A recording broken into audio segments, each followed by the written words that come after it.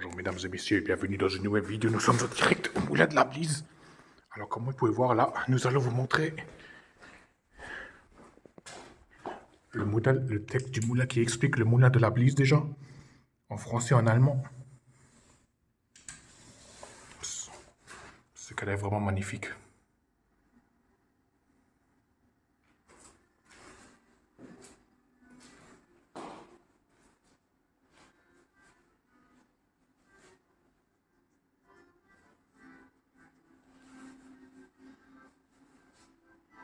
Saargemünd war, als Grenzstadt und von einem schiffbaren Fluss durchquert, für die industrielle Revolution wie geschaffen. Ab Beginn des 19. Jahrhunderts sind die Grundbesitzer und die Landbevölkerung dem Lockruf der Dampfmaschinen gefolgt. Sie wurden Industrielle und Arbeiter. Zusammen haben sie die Fayence-Manufaktur zu Saargemünd geschaffen. Die patriarchalische Organisation der Familien, die nacheinander die Leitung übernahmen, und das Know-how der Arbeiter, der Aufschwung und danach der wirtschaftliche Rückgang der Fayence-Manufaktur haben die Stadt und ihre Einwohner stark geprägt. In dieser Mühle vermitteln uns die Männer und Frauen aus Saargemünd nicht nur die Erinnerung an ihre Arbeit und ihre Techniken, sondern erzählen uns die Entstehungsgeschichte einer modernen Industrie.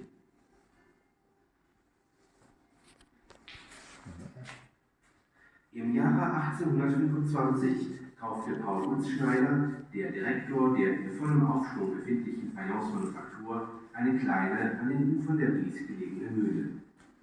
Sehr bald wandelte er sie in eine Steinmühle um und richtete sie besonders für die Herstellung von Keramikmassen ein. Im Jahre 1841 erhielt sein Nachfolger Alexandre de Geiger die Genehmigung, dort eine Turbine einzubauen. 1851 wurde das Gebäude erweitert, um eine zweite Turbine einzubauen, die das alte Schaufelrad ersetzte. Seit dieser Zeit, vor 1,5 Jahrhunderten, hat die Bliesmühle ihr Aussehen nicht mehr verändert. Das dreistöckige Bruchsteingebäude weist eine Länge von 44 Metern und eine Breite von 10 Metern auf. Innen gibt es wenig Zwischenwände. Jedes Stockwerk besteht aus einer großen offenen Halle.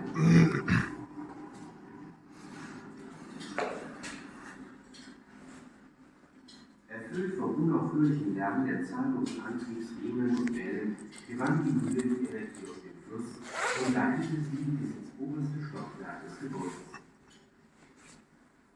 Der Rohstoff nahm ebenfalls seinen Weg durch dieses Labyrinth nach oben, um dann, als ob er von dieser gewaltigen Maschinerie verschluckt würde, über die verschiedenen Verarbeitungswagen wieder nach unten zu gelangen. Nach dem Verlassen der Mühle wurde der verdichtete Stoff mit der Eisenbahn zu einem Lastkahn befördert, der in der Nahe zu den Produktionsstätten war. Um die geringe Stromstärke auszugleichen, waren die Turbinen sehr groß. Im dunklen Keller versteckt, lieferten sie der Mühle ihre Energie.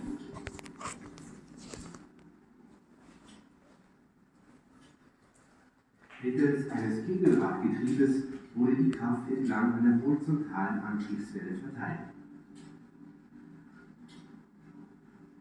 Danach verteilte ein komplexes System von Getrieben, Riemen und Wellen die Energie auf die Maschine.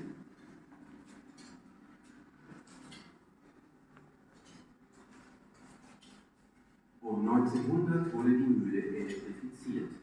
Über ein System von Riemen und Umlenkscheiben wurde ein Wechselstromgenerator an den zentralen Antrieb angeschlossen.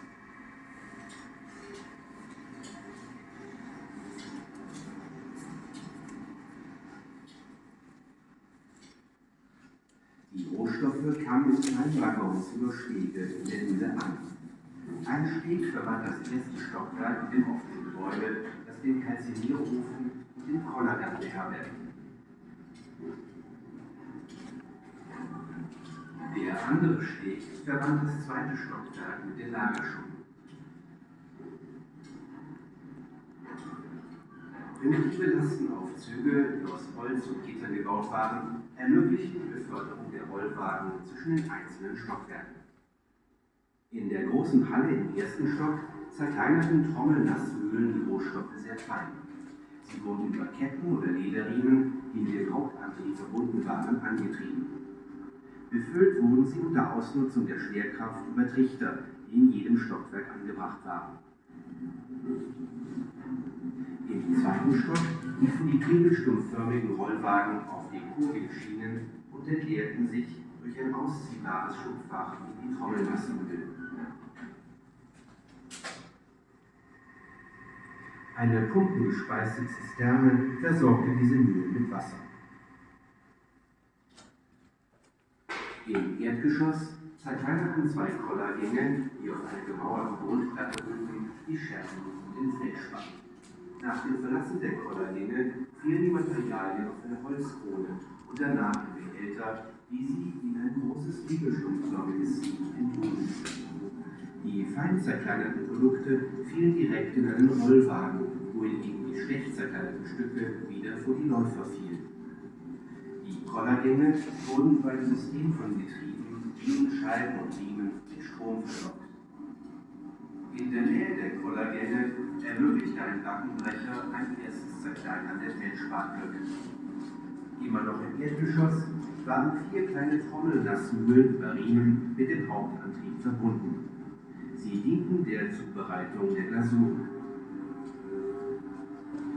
In der Nähe sorgte eine Filterpresse für die Entwässerung der Farben vor ihrer Beförderung in die anderen Werke der Fayencemanufaktur.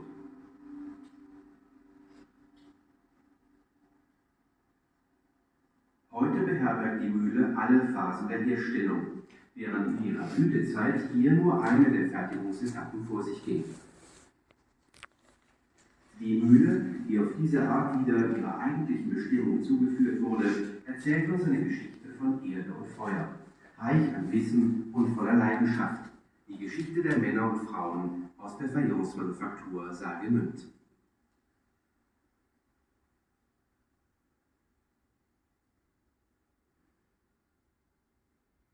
Alors maintenant, nous allons vous mettre le même texte en français.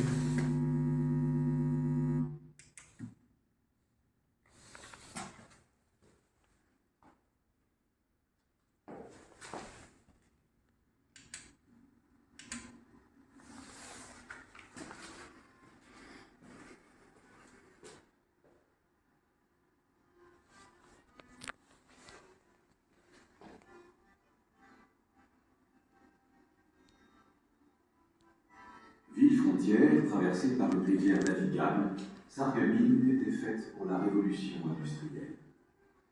Dès l'aube du XIXe siècle, les propriétaires fonciers et les paysans ont répondu à l'appel des machines à vapeur. Ils sont devenus capitaines d'industrie et ouvriers. Ensemble, ils ont créé la faïencerie de Sarreguemines.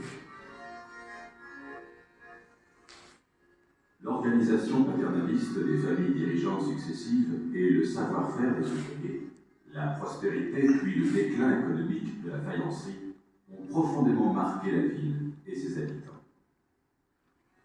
Dans ce moulin, les hommes et les femmes de Sarreguemines ne nous transmettent pas seulement la mémoire de leur travail et de leur technique. Ils nous donnent à voir le récit d'une histoire industrielle moderne.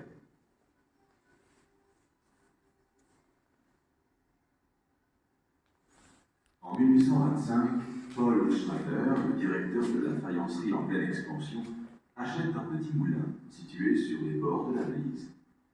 Bientôt, il le convertit en moulin à cailloutage et le spécialise dans la fabrication de pâtes à faïence.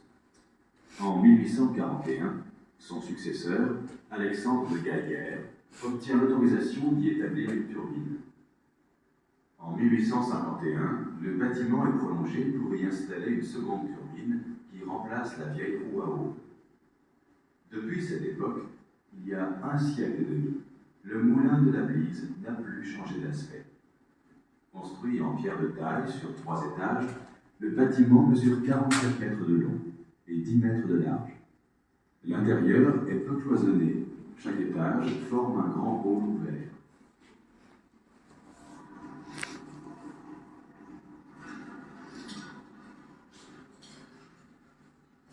Habité par le vacarme incessant d'une forêt de courroies et d'arbres de transmission, le moulin captait l'énergie de la rivière et la guidait jusqu'en haut du bâtiment. La matière première suivait son chemin le long du même enchevêtrement complexe. Puis, comme si elle avait été digérée par cette énorme machinerie, elle redescendait au travers des différentes étapes d'affinage.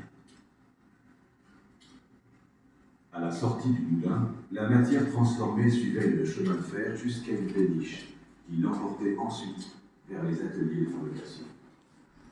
Pour compenser la faiblesse du courant, les turbines étaient de grande dimension. Taties dans l'ombre des sous-sols, elles fournissaient toute son énergie au moulin. Avec l'intermédiaire d'un engrenage conique, la force motrice était distribuée par un arbre de transmission horizontale. Ensuite, un système complexe d'engrenages, de courroies et d'arbres répartissait l'énergie entre les machines.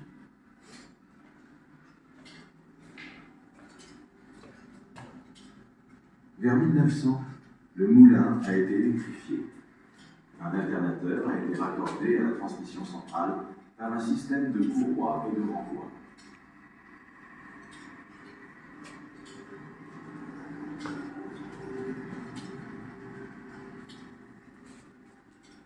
Les matières premières arrivaient au moulin dans de petits wagons en suivant des passerelles. Une passerelle reliait le premier étage à la bâtisse ouverte abritant le four à calciner et la meule verticale à galets. L'autre passerelle reliait le deuxième étage au hangar de stockage.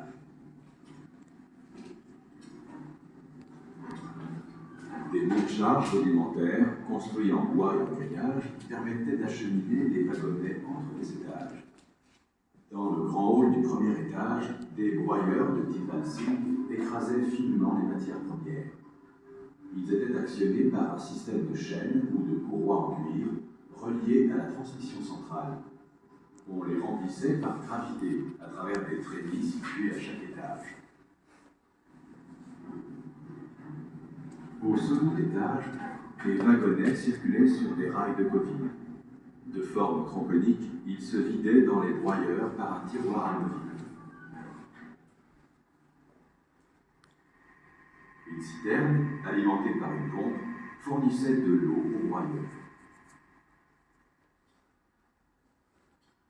Au rez-de-chaussée, deux meules verticales reposant sur une sole en pierre maçonnée broyaient le biscuit et le feldspath. À la sortie des meules, les matières tombaient sur une couronne en bois, puis dans des godets qui les déposaient sur un grand tamis trombonique. Les produits fins tombaient directement dans un wagonnet, alors que les morceaux mal concassés retombaient sur la meule. Les meules étaient alimentées en énergie par un système d'engrenage, de poulies et de courroies. Près de la meule, un broyeur à mâchoire assurait un premier concassage des blocs de feldspath. Toujours au rez-de-chaussée, on préparait des émaux avec 4 petits broyeurs à cygne, reliés à la transmission centrale par des courroies. À proximité, un filtre tresse permettait de raffermir les couleurs avant leur transport vers les autres usines de la faïencerie.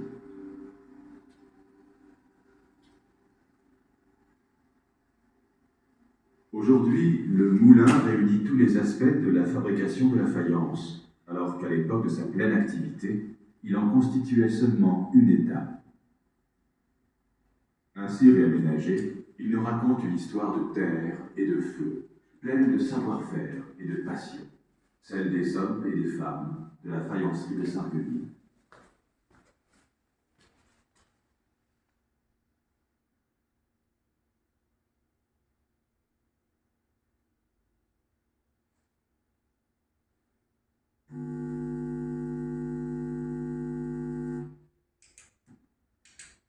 Alors là, nous allons encore vous montrer un peu le jardin des faïenciers.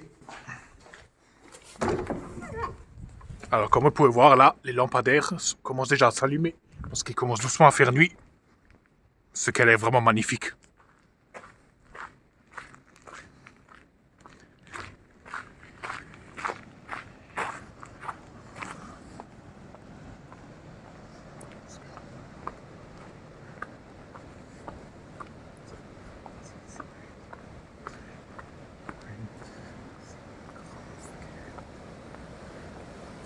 Alors comme vous pouvez voir, là vous pouvez apercevoir la cascade du moulin de la Blise, ce qui est vraiment magnifique.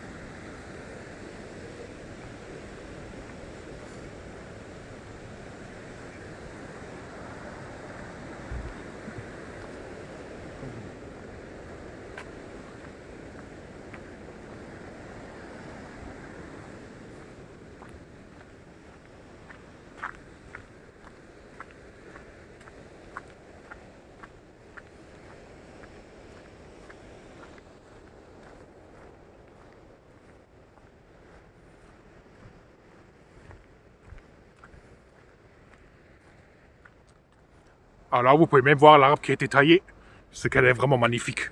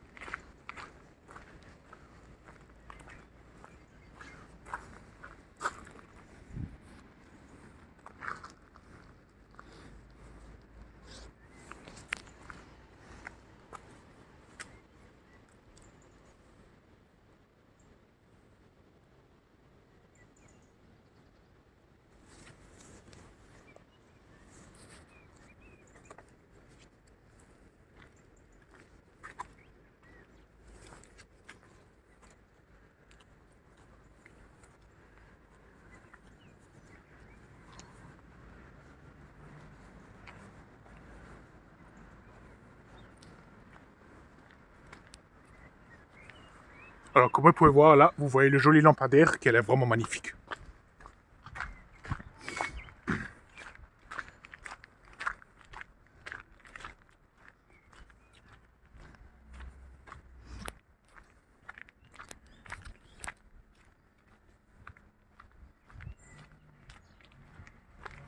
Et là vous pouvez même voir les crayons en décoration, qui est vraiment magnifique.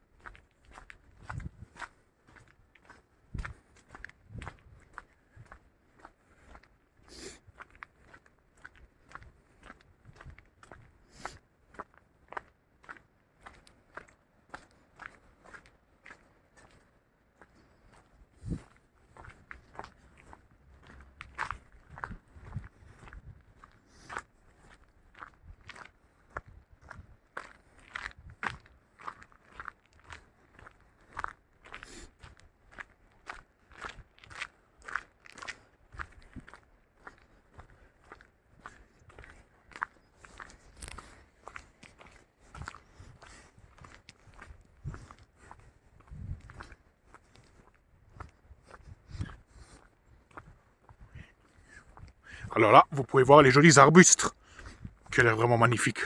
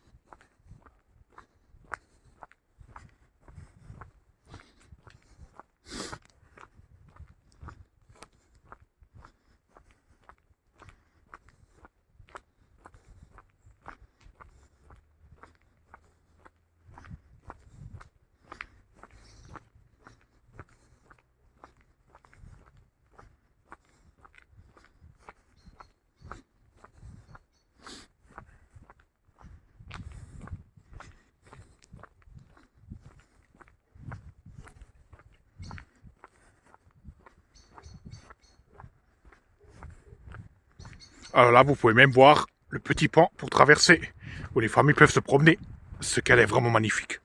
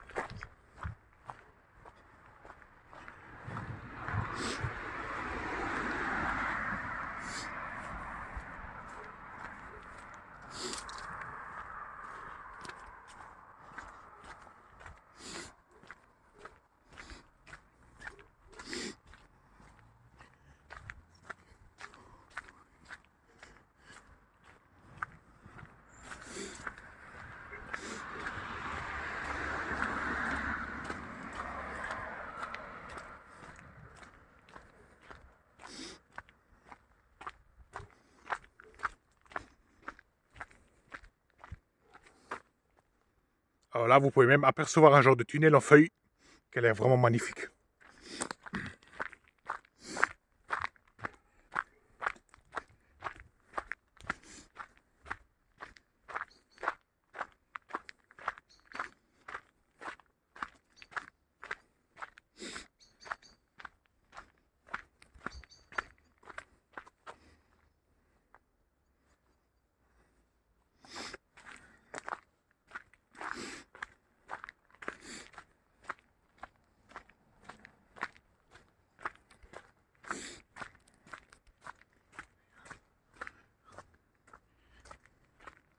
Et là, vous pouvez même apercevoir la Sarre de la Blise, qu'elle est vraiment magnifique.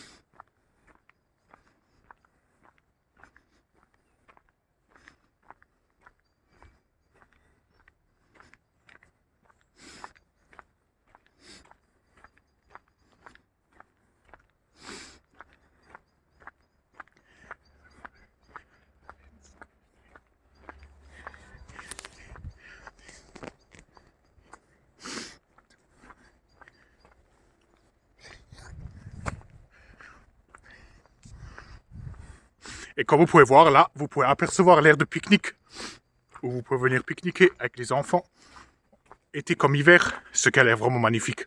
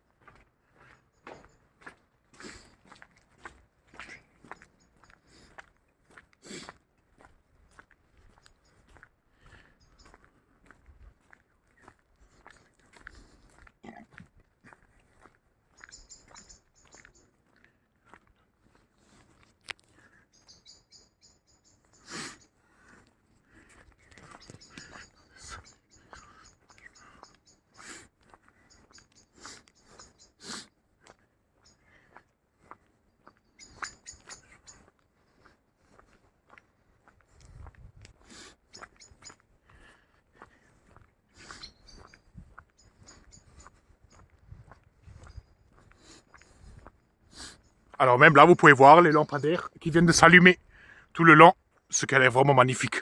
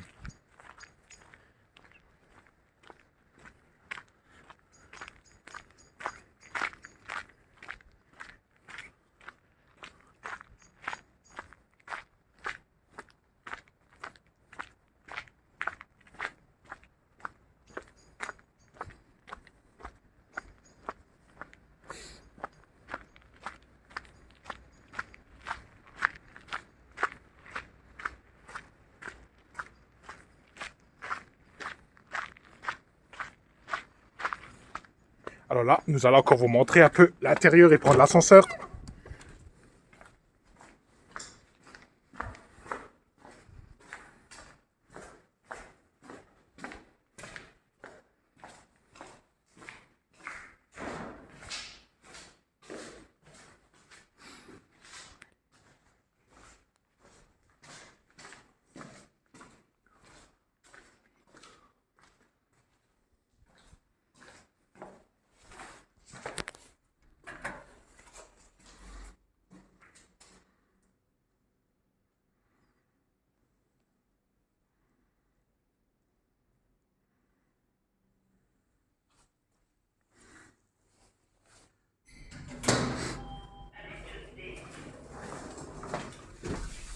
Portes ouvertes. Fermeture des portes.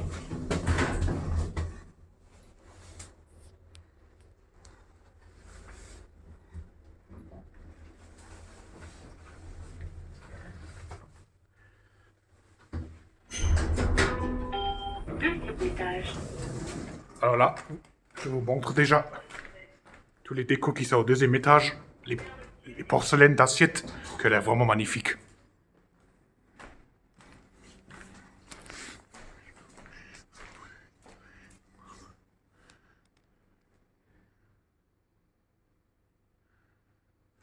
Et là, je crois que vous pouvez même voir une genre de crône où on peut mettre n'importe quoi dedans, de l'eau comme la bière, ce qu'elle est vraiment magnifique.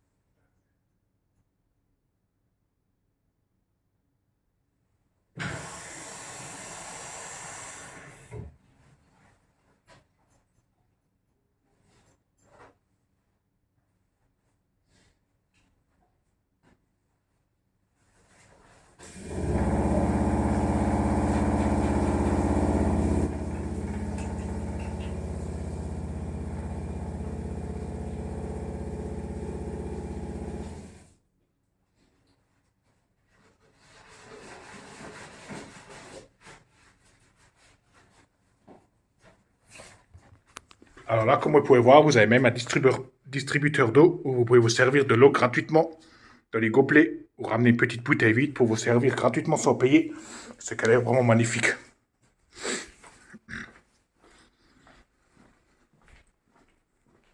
Alors là, nous allons déjà vous faire visiter le premier étage et vous montrer tout ce qu'il y a de joli comme déco et qu'elle est vraiment magnifique.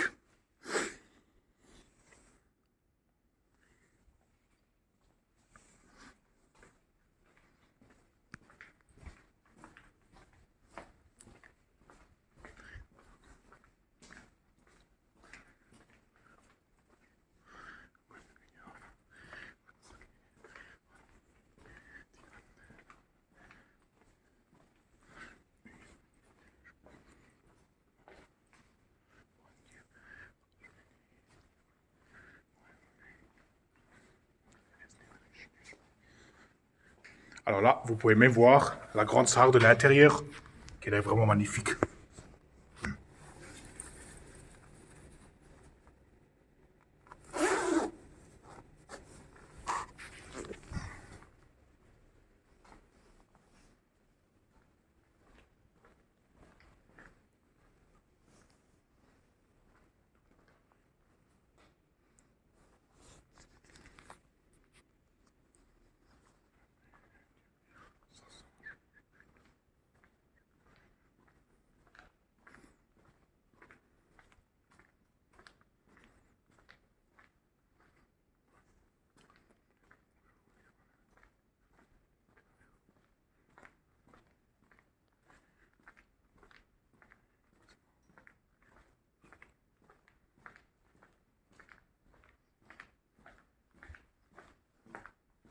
Et là, nous allons vous faire visiter le deuxième étage.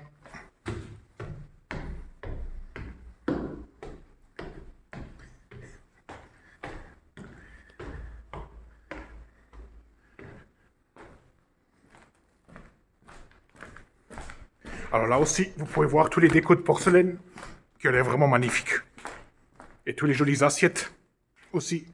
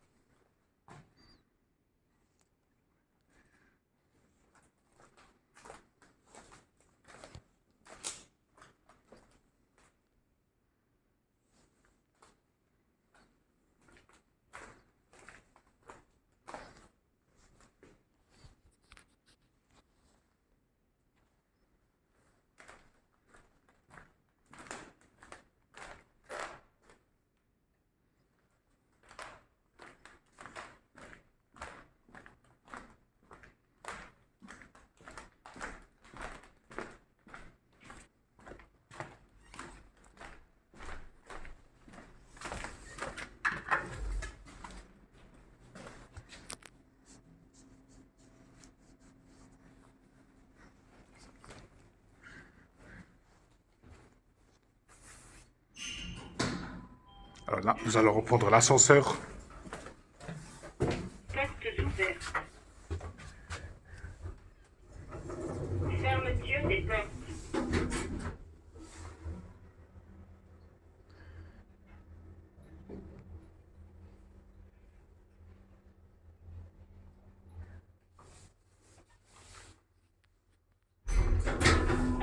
Rez-de-chaussée.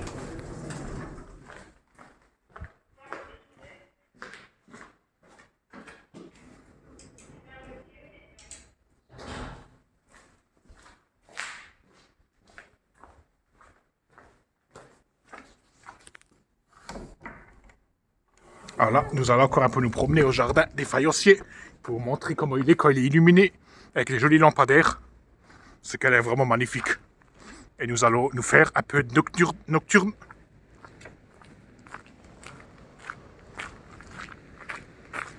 Alors, comme vous pouvez voir là, il y a vraiment du joli éclairage. Ce qu'elle est vraiment magnifique.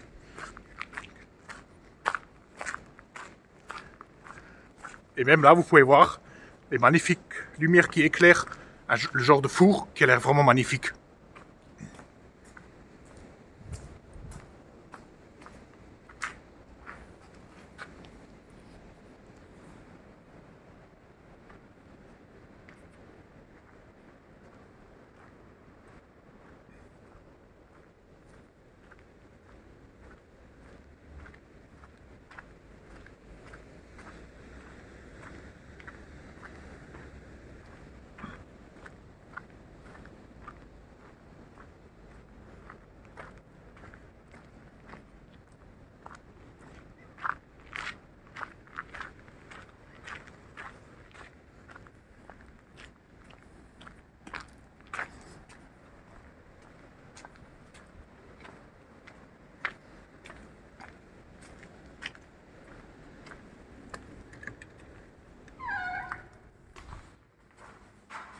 Alors là, vous pouvez même voir une genre de maquette du moulin de la Blise qui a l'air vraiment magnifique.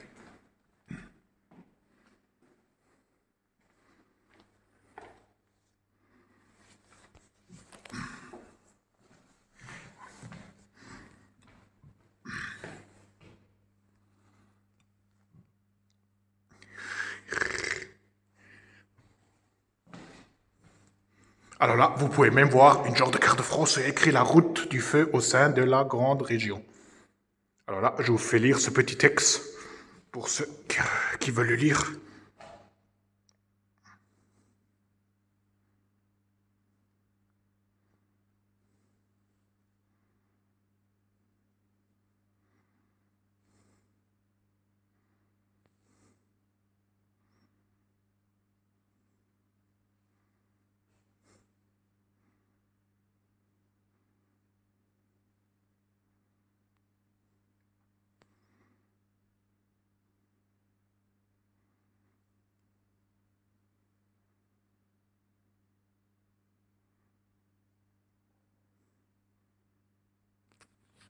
Et là, vous voyez la fameuse carte. C'est qu'elle est vraiment magnifique.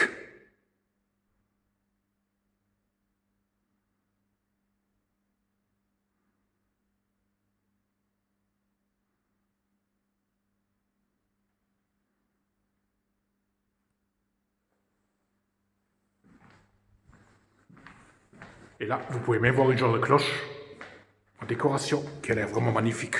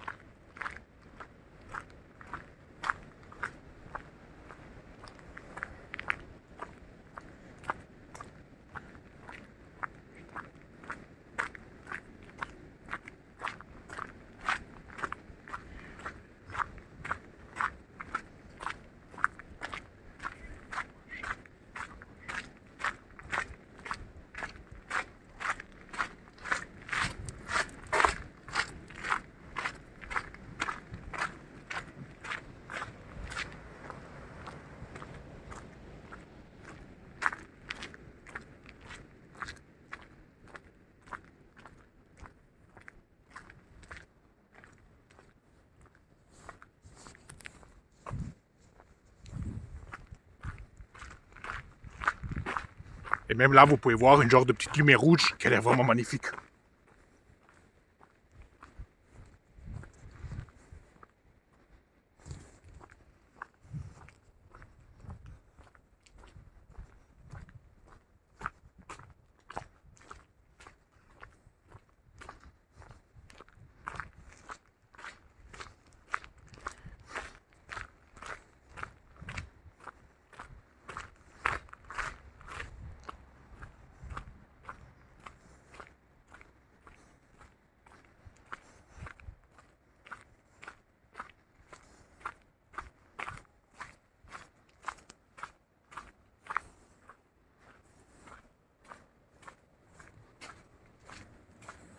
Et même là, vous pouvez voir un joli lampadaire qui vient de s'allumer pour que vous voyez l'intérieur, c'est qu'elle est vraiment magnifique. Voilà, là, je vous montre un peu l'intérieur qui est illuminé, c'est qu'elle est vraiment magnifique.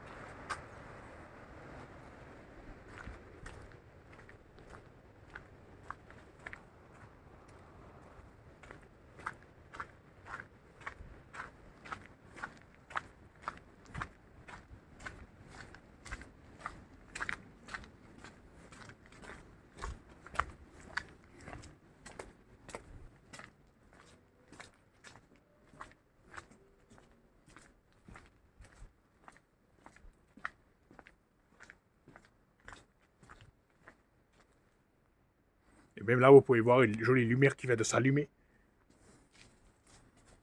que je vous montre pour la première fois, et qu'elle est vraiment magnifique.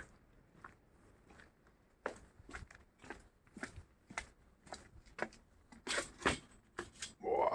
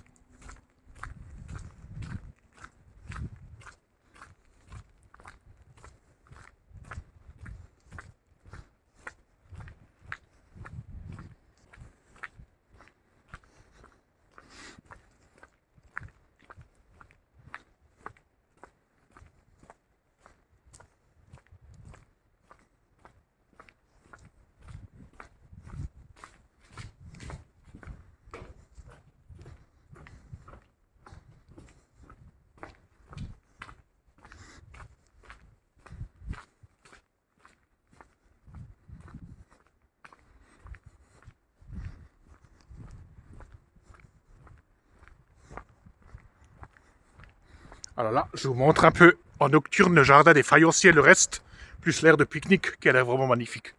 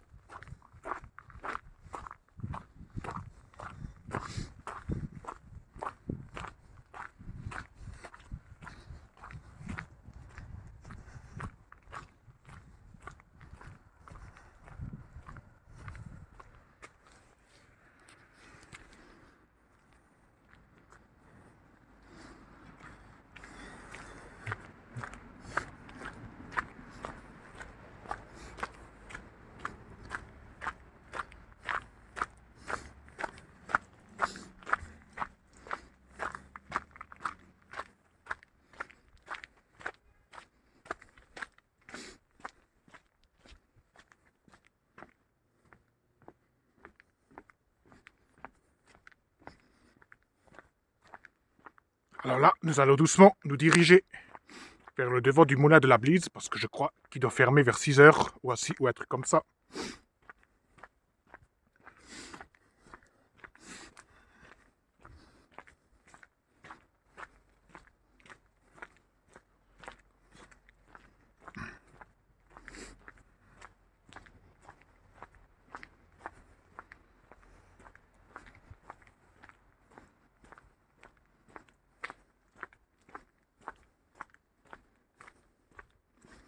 Et là, je vous montre encore un peu des jolis lampadaires, comment ça fait joli quand c'est illuminé.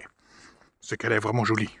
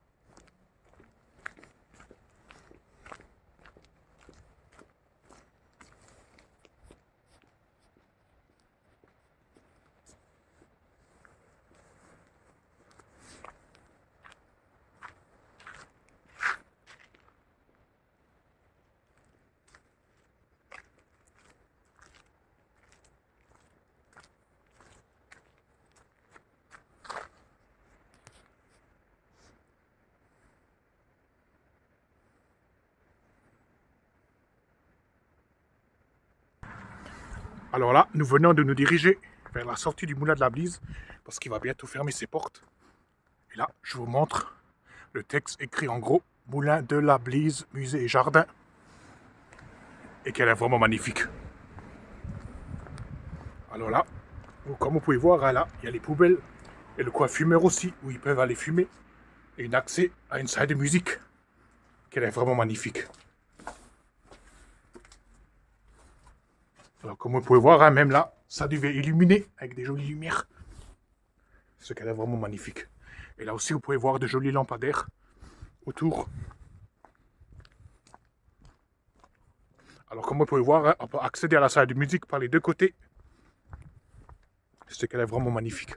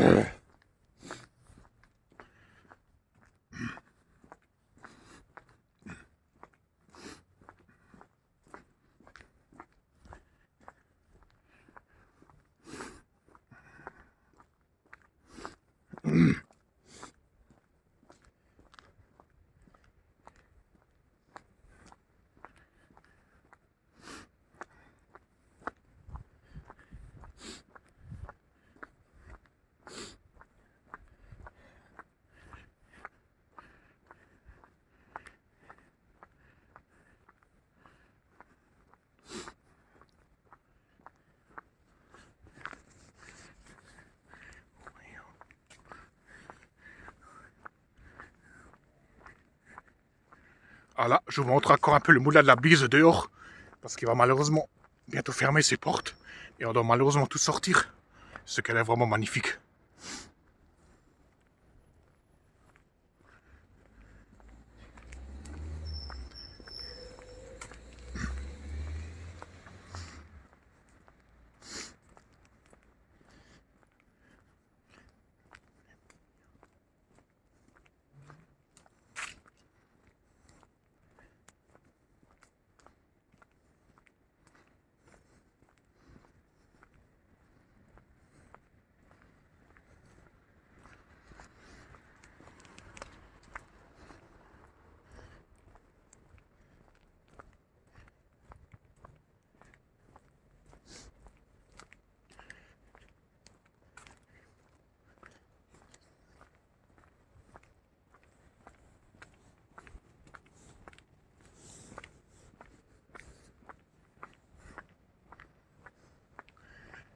Et même là, je vous montre encore un peu le reste de dehors, qu'elle est vraiment magnifique.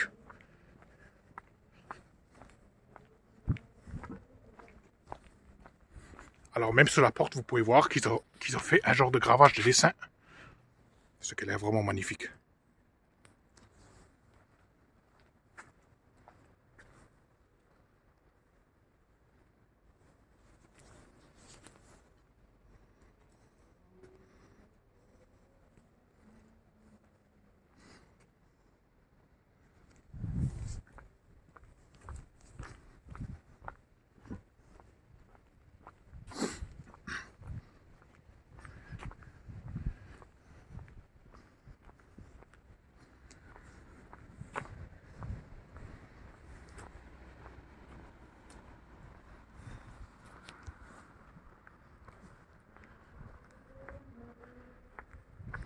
Alors comme vous pouvez voir, hein, même le long du parking, il y a des jolis lampadaires.